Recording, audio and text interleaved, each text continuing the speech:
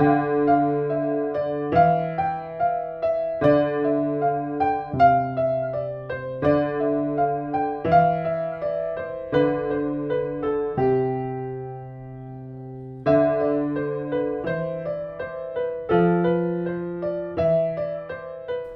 pessoal, beleza?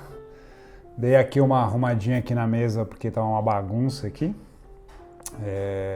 Dizem que as pessoas mais inteligentes são as mais bagunceiras, eu adoro essa definição, então às vezes eu deixo um pouco bagunçar para dar uma enganada. E eu tô aqui para falar sobre retrato, né? E que é o que eu costumo conversar com vocês, é o assunto que tá no meu dia a dia, que eu gosto muito. E fotografia, né? E em consequência. E hoje eu quero falar sobre fotografia com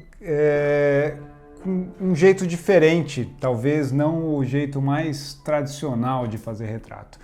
E primeiro eu perguntaria para vocês se vocês fazem retrato com grande angular, se vocês gostam, se vocês experimentam isso.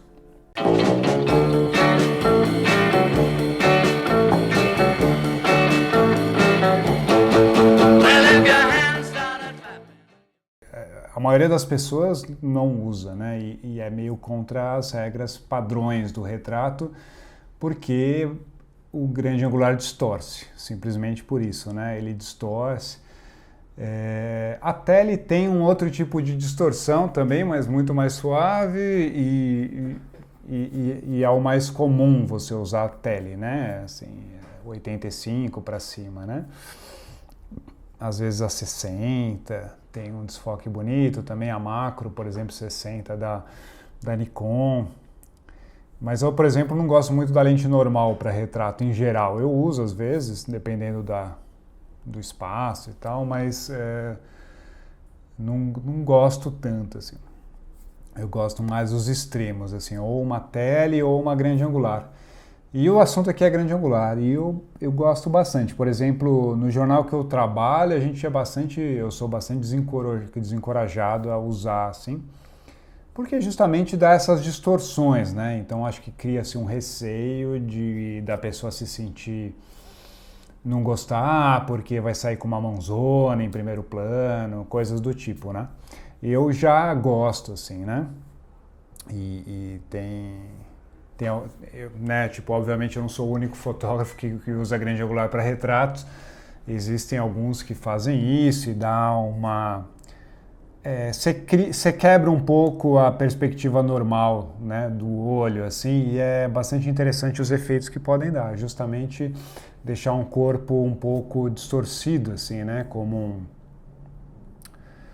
um pintor uma Tarsila do Amaral, não sei, né? Que você dá aquelas distorções, assim. E claro que você pode fazer de um nível de distorção absurda, que pode ficar um pouco estranho mesmo, ou às vezes distorções mais suaves, né? Então um jeito é você deixar o rosto da pessoa no meio da foto, né? Que é onde distorce menos.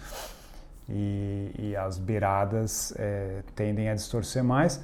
E existem várias qualidades de lente grande angular, então vale a pena ter uma boa lente grande angular.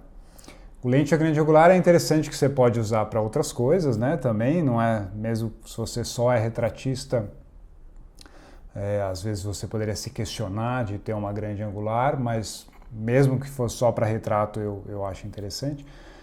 Mas a grande angular tem outros para evento, para fazer aquela parte, uma parte mais aberta, mostrar todo o evento, ou foto de arquitetura, foto de paisagem, tem uma série para filmar, é muito bom também, porque ela treme menos, né, se você quer fazer um movimento, alguma coisa, né, e então ela tem uma possibilidade bacana, assim. E tem várias distâncias focais de grande angular, né? Abaixo de 40 40 milímetros é considerado grande angular e vai até 10, sei lá, até quanto vai.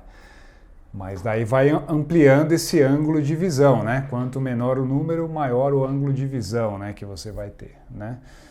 E para retrato tem muitos street photographers que adoram 35mm, né? Mas às vezes até 24, mas eu acho que é mais comum uma 35.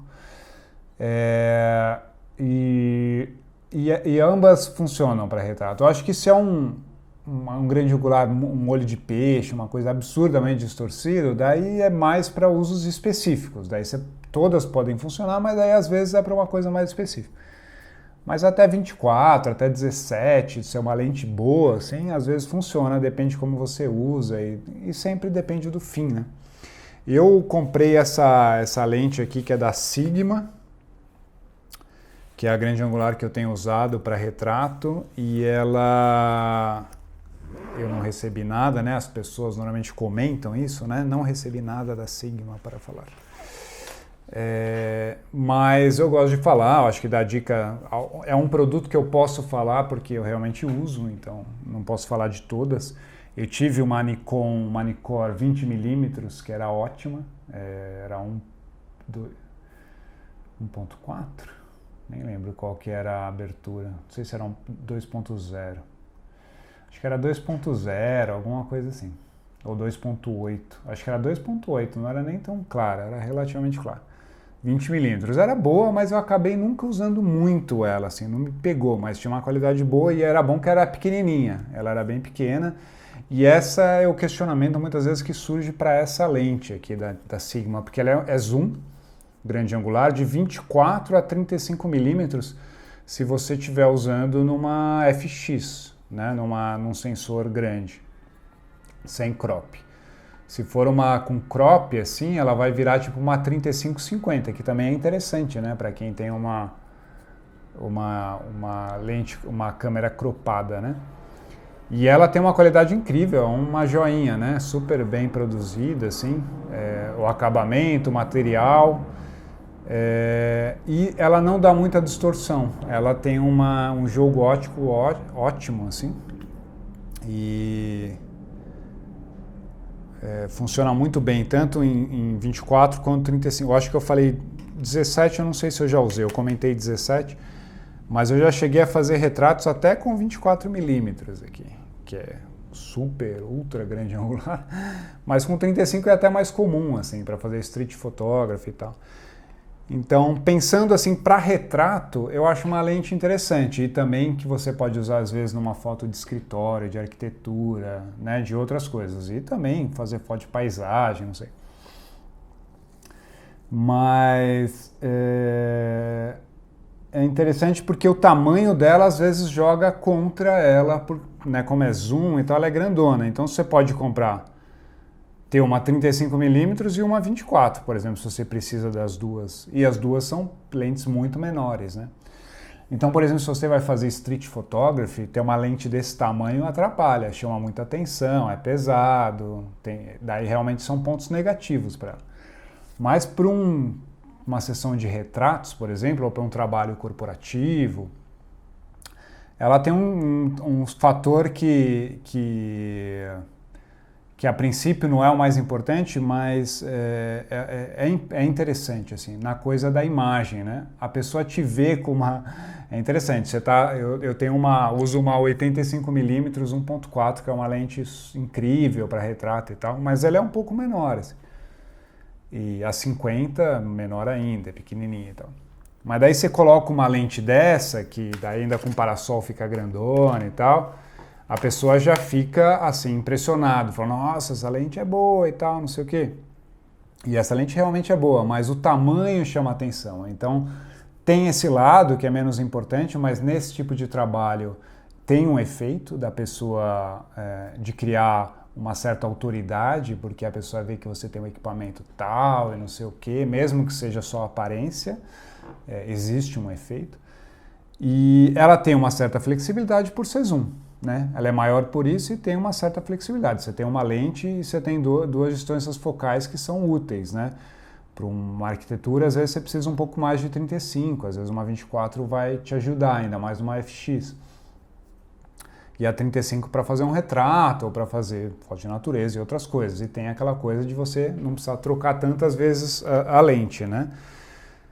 Claro que se você quer para um evento, né, para um casamento, você vai querer às vezes uma lente que vá de 24 a 70, né, sei lá. E tem boas lentes para isso também, às vezes não tão claro. Isso é uma coisa que eu não sei se eu falei já, mas essa lente é 2.0 fixa, então tanto em 24 quanto em 35 ela é 2.0. Então é uma lente super clara, você consegue um super desfoque bonito para retrato também.